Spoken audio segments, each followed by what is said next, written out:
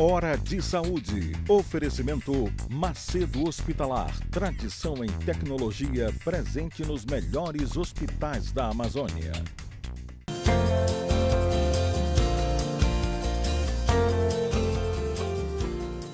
Caros amigos, mais uma vez no nosso programa dominical Hora de Saúde. O programa que trata do que se faz de melhor na medicina do mundo, do Brasil, do Pará, especificamente aqui de Belém. Hora de Saúde é transmitido para o estado do Pará pela TV RBA, aqui em Belém, canal 13. E para o mundo inteiro pelo link da internet tvrba.com.br. E todos os programas estão no YouTube. Basta colocar Dr. Eduardo Costa que você nos acha. Tem que colocar o doutor, porque se colocar Eduardo Costa parece o cantor. Tá? Ainda tem um deputado com o mesmo nome. Então, Dr. Eduardo Costa vai aparecer todos os vídeos, que nós temos quase 100 programas. Mais uma vez, com um convidado muito especial. E mais uma vez, Zé Maria Abreu, eu estou feliz da vida que você foi mais um aluno, tá? Semana passada, eu entrevistei o Roberto Chaves e fiquei feliz da vida, assim. Cada vez que vem um aluno aqui meu, eu sou professor de medicina desde 88, aqui em Belém.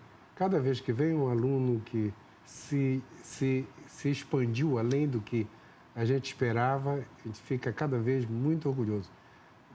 No baile de 100 anos da faculdade, eu fiquei muito feliz que eu fui um dos mais cumprimentados. Eu ia perder para o Geraldo Pereira, mas ele não foi. Então, eu acho que eu ganhei em termos de cumprimentos dos alunos de antigamente. Então, muito obrigado por ter vindo. E, pessoal, o convidado de hoje, o Zé Maria... Vou te chamar de Zé Maria. Pois não, pois não. Eu sou o Eduardo, você é o Zé Maria. O Zé Maria foi meu aluno, o doutor Zé Maria. Ele formou em 2001 e fez residência, depois ele fez mestrado, fez doutorado, passou um tempo nos Estados Unidos, na Mayo Clinic, voltou de lá e resolveu fazer o doutorado dele em História da Medicina do Pará. Tu vai explicar direito isso pra gente? De onde surgiu a ideia? Primeiro, muito obrigado por ter vindo, Zé Maria. Eu já estou te devendo esse convite há algum tempo. Que é isso. Eu queria agradecer o convite, professor. É uma honra estar aqui com o senhor, que eu sempre assisti agora a aula. Agora estou aqui no programa do professor Eduardo. Como é que surgiu essa questão da história? Foi mais de uma inquietação. Nós somos de uma faculdade muito antiga, uma faculdade de medicina completa 100 anos, mas a história dela era escrita mais por memorialistas, né? Não um estudo histórico, analítico, era uma coisa mais baseada em lembranças, que muitas vezes a lembrança ela vem junto com emoções, às vezes ela é distorcida. Então era uma história assim memorialística, às vezes até mítica, médicos, aqueles médicos gloriosos, quase santos. E aquilo ali sempre me causou um questionamento. E, na verdade, não é uma coisa só da Faculdade de Medicina, essa é uma realidade amazônica. Se o senhor parar para pensar, a Amazônia é uma terra sem história, uma terra sem passado. Nós sabemos muito pouco da cabanagem, nós temos uma ideia vaga daquela Belle Époque que nós adoramos, aquilo ali é quase um fetiche, mas o passado da Amazônia não existe. Nós somos uma terra sem passado. E quando a gente vai ver, a gente percebe que nós temos uma história muito rica, que nós éramos o Grão-Pará, diferente do resto do Brasil.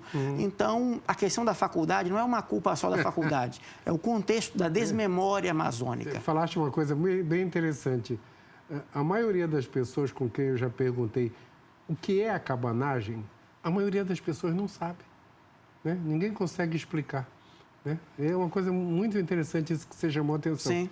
Então, se a cabanagem, que foi uma das nossas principais referências, a maioria das pessoas não sabe, imagina história da faculdade, história da medicina. Da medicina. Né? E aí, quando você viaja, você vê que as faculdades, elas têm a sua história.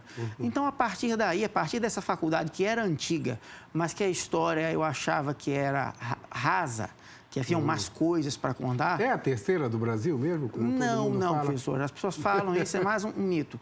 Na verdade, mito também. ela é a oitava. Era a oitava. Porque você tem Rio de Janeiro e a Bahia, lá com Dom João VI. E aí, na República, quando a República abre, tem um movimento sanitarista muito grande e os médicos começam a se organizar em grupos e fundar faculdades. Aí tem uma sequência. Tem o Rio Grande do Sul, tem Belo Horizonte, Paraná, São Paulo. Tem uma outra faculdade no Rio de Janeiro, que é uma faculdade homeopática. Certo. E até chegar à nossa faculdade de medicina. Aí, mas ela é a 8ª. Certo. Esse teu livro, O Vírus e a Cidade, é sobre isso ou é paralelo? Esse livro é a minha tese de doutorado, que é sobre a gripe espanhola em Belém. Como é que foi a gripe espanhola em Belém? Que a gripe espanhola é aquela gripe que hoje em dia a gente conhece como H1N1. Certo? Todo mundo já ouviu falar do H1N1? É de 1918. 1918, nessa época. No fim da Primeira Guerra. No fim da Primeira Guerra. Nessa época não tinha essa terminologia.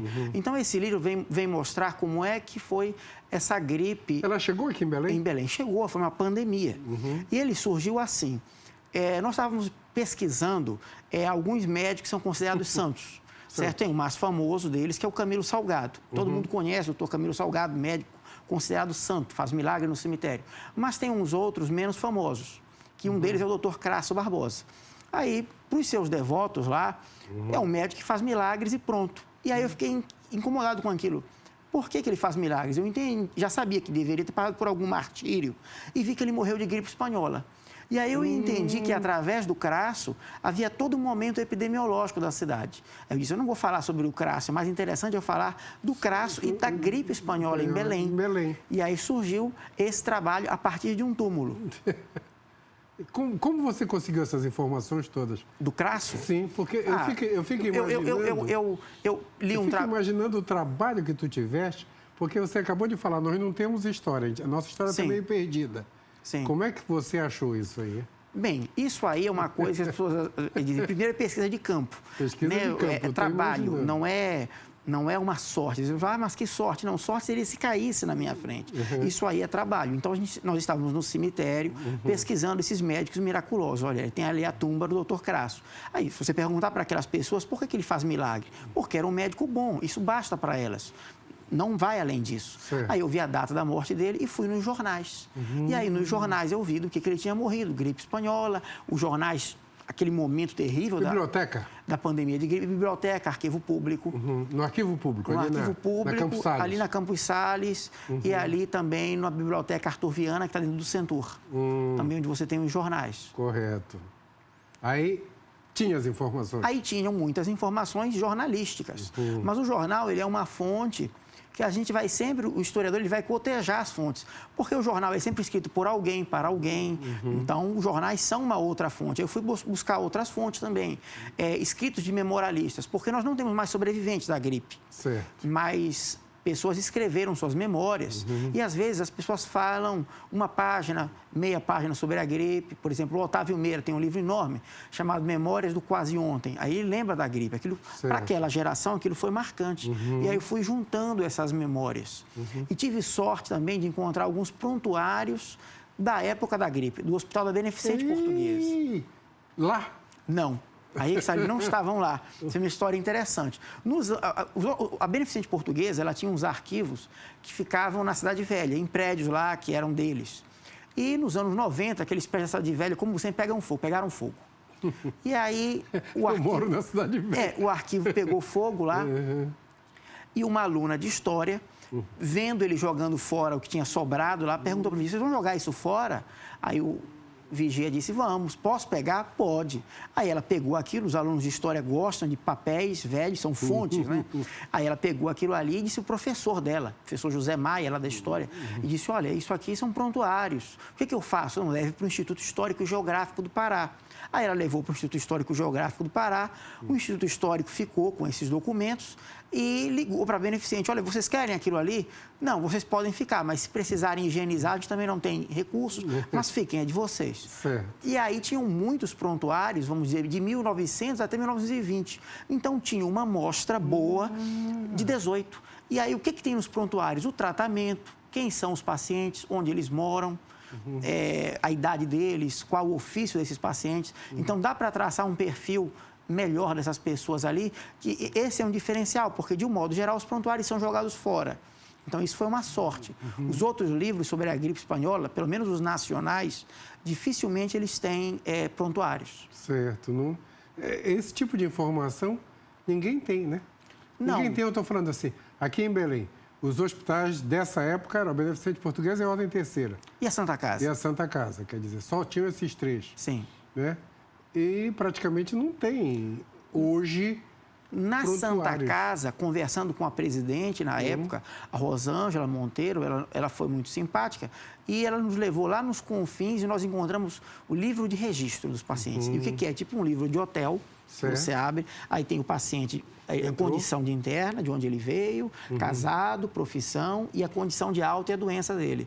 Então, eu consegui de 18 dos meses da gripe, o livro também me ajudou muito. Puxa, isso foi bem interessante. Eu nem sabia que isso tinha. Mas eu também não, tive que pesquisar. Como eu lhe digo, isso não é, você não vai conseguir nada dentro de casa. E a internet tem limites também. Você não vai conseguir isso na internet.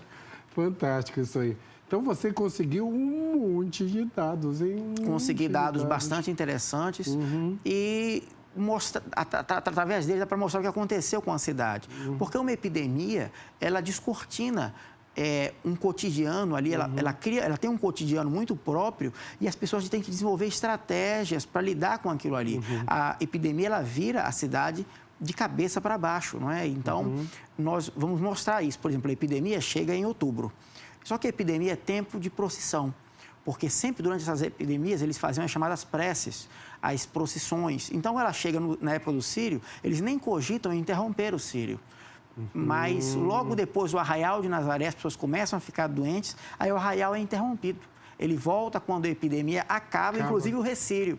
O Recírio é no final de dezembro desse ano. Então, passou 2 meses de gripe espanhola, com Arraial parado. De epidemia em Belém do Pará em 1918. Isso. As pessoas tentam manter a rotina. Eu nunca ouvi falar dessa história. Mas elas não conseguem, porque as pessoas vão adoecer. Você vê lá no Arraial de Nazaré, havia muitas peças teatrais, então você vai vendo, olha, os atores estão ficando com gripe, e aí os cinemas vão fechando, os jogos de futebol, os matches de futebol que eles falam, matches, vão fechando, vão parando. E a medicina, como é que ela se defronta com aquilo? Porque é um momento interessante que a medicina, ela achava que o triunfo da bacteriologia, você poderia resolver todos os problemas isolando os pacientes. Eu ainda não tenho um arsenal terapêutico como hoje, mas eu acho que se eu isolar, os pacientes estão com tuberculose, eu isolo, ok. E chega essa gripe que é diferente, que ela pega pessoas jovens, ela tem uma morbidade elevada, os médicos eles não têm uma resposta para aquilo. Muitos deles não sabem nem se aquilo é gripe. Nessa época não tinha tratamento, né? Eles usam muito sintomáticos, que são o quê? Eles usam muito quinina, que é um remédio para febre, usado para malária, e, como eu digo, essas estratégias, tem uma falsificação enorme de quinina, quinina por preços elevados e falsificada, ou então medicações que são utilizadas de forma popular. Por exemplo, limão, chás de limão, chás de eucalipto, essas coisas aumentam muito de preço. Como o senhor falou no início, ali é o final da Primeira Guerra. Então, é interessante, porque hoje nós sabemos o que aconteceu depois, mas para aquelas pessoas tem a guerra, tem a peste, tem um custo elevado, que eles chamam de carestia de vida. Estão faltando alimentos. Então, para eles, aquilo é o fim do mundo. Muitas pessoas que estão ali, estão vivenciando aquilo como o fim do mundo. O fim do mundo. A guerra, a peste, a gripe e a carestia. A carestia de vida, exatamente. Quando eu era criança, ainda usavam isso para falar terminologia. Essa é a terminologia da época. Para na carestia, porque acabou o nosso primeiro bloco e a gente volta já. Um instantinho só, pessoal. Essa informação, puxa, é fantástica.